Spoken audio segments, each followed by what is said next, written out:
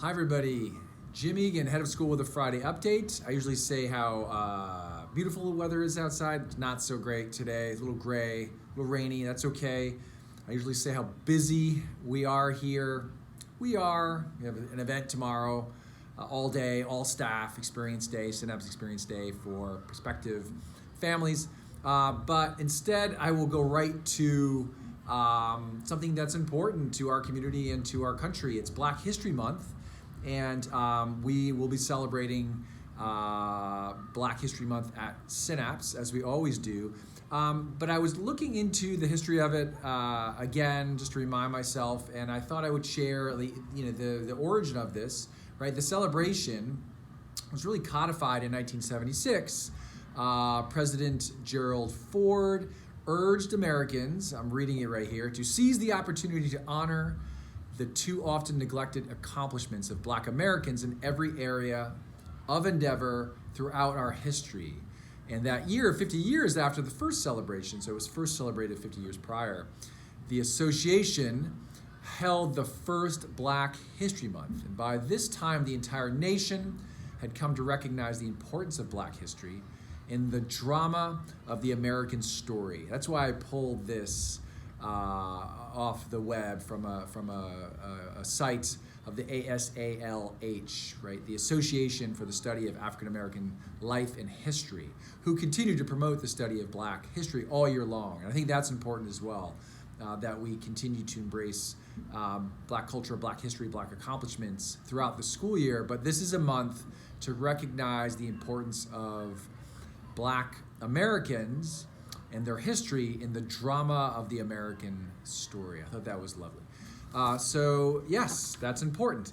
And then the other thing I wanted to touch base on, I was thinking about this in the context of the talk that I had with Brooke Stafford Brizard, one of our parents who works at Chan Zuckerberg, focusing on research, on teaching and learning in terms of the whole child. And we had an event at the Guild Theater on Tuesday. Thanks for everyone who came out. I hope you had as much fun as I did. And at the event, lots of great questions to Brooke and to myself. One had to do with grit, and then I was thinking about that. Lots of you know I am an aging yet still aspiring athlete. I've spent my entire life with an athletic life at the center of it, and in particular a mindset. I wrote a blog piece a few years ago on the athlete's mind. It's actually one that I've gotten probably the most commentary on from our community. And again, I was thinking about this idea of grit, and after that question was raised on Tuesday, and I read something on mental toughness. Now, I don't think mental toughness is the same as grit. Could be wrong, I'm not an expert. I think mental toughness is something that is a part of grit. But this is a piece by Alex Hutchinson, I think it is, and he's talking about mental toughness and this concept because it's really hot in academics, right? How do we create mentally tough students and obviously athletes? And he discusses some studies done by Dr.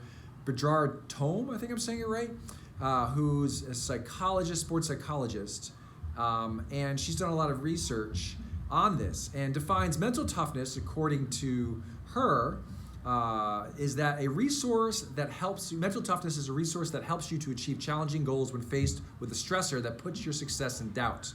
There are two key elements in that definition: initial goals that would be hard to reach under any circumstance, and a situational twist that makes them even harder. Now, he goes on to write about her and her study. Some people shake off these setbacks and push through to set a personal best anyway.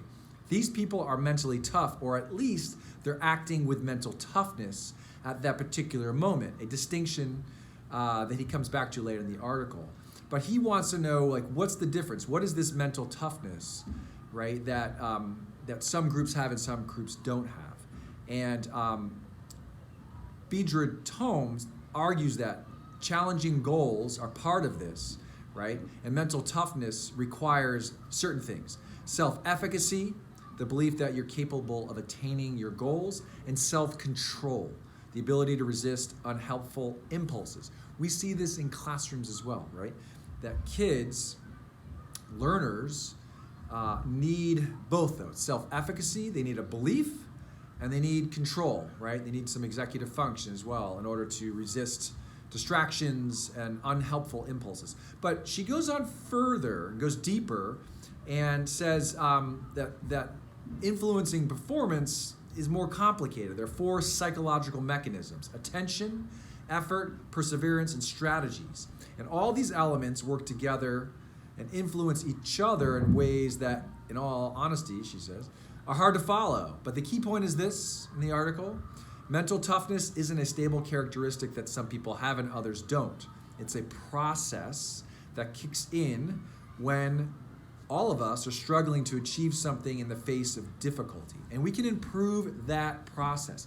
I believe that to be true as an athlete. I believe that to be true as an educator. That kids can learn these things, adults can learn these things, but you have to put effort into it, right? You have to improve mental toughness. You've got to do a few things. You've got to set challenging goals. You have to have the appropriate goals. They have to be stimulating, and they have to be of an appropriate level of challenge, right? Difficult targets, not too hard, but difficult targets. And then you have to reevaluate them constantly, frequently. Not just athletes are doing this. I think students should be doing this too. Learners should be doing this, right? And then to improve self-control, she writes, consider mindfulness training. That's something we do here at Synapse, right? Our Changemaker is all about that this year. And learn to avoid self-control depleting activities before important training and competitions. That's again about the athlete, right?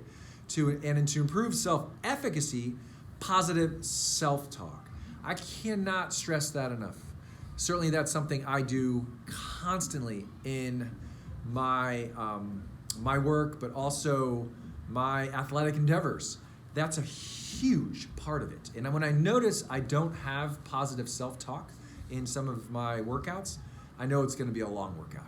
I notice it. When I recognize that there is positive self-talk, it becomes that much easier. It's so much easier once that's in place, right? But to do this, to like train this stuff, you've got to be focusing on it. You've got to put yourself in stressful situations. So again, with the analogy to learning, kids have to be put into situations that they can practice the skills and mindsets necessary to handle the stressors, right? So you have to put these things into practice in order to achieve the goals. And so that's the key. You can't have ease all the time. If you want to improve mental toughness, which is part, I think, a part of grit, then you're going to have to challenge yourself and set appropriate goals. You're going to have to learn to use self-talk that is positive and recognize when you're doing it and when you're not. You're going to have to embrace and maybe even simulate interruptions to the normal flow in whatever you're doing, right? Put yourself in a position where there are almost unnatural stressors to get used to the ambiguity that can arise in a school day and certainly can arise in a marathon or any other event in life, right? Things don't always work the way you want them to work. So you have to put yourself or simulate those situations. I could go on and on and on about this. This is an article, I think it's an Outside online, that how important this mindset is, not just for athletes, but for learners in anything they're doing. I truly believe that. And I know a big piece of what we're doing here at Synapse wasn't intended to reach athletes. It's really about our SEL curriculum and how we formulate learning outcomes and the environment that we're putting kids in to engage in productive struggles in order to gain some of these skills and be introduced to some of them in an age-appropriate way, right? Kindergartner is not the same as an 8th grader, obviously. That's what we're doing here. Again, I want to say thank you to everyone who came on Tuesday, and have a super weekend. Okay, take care.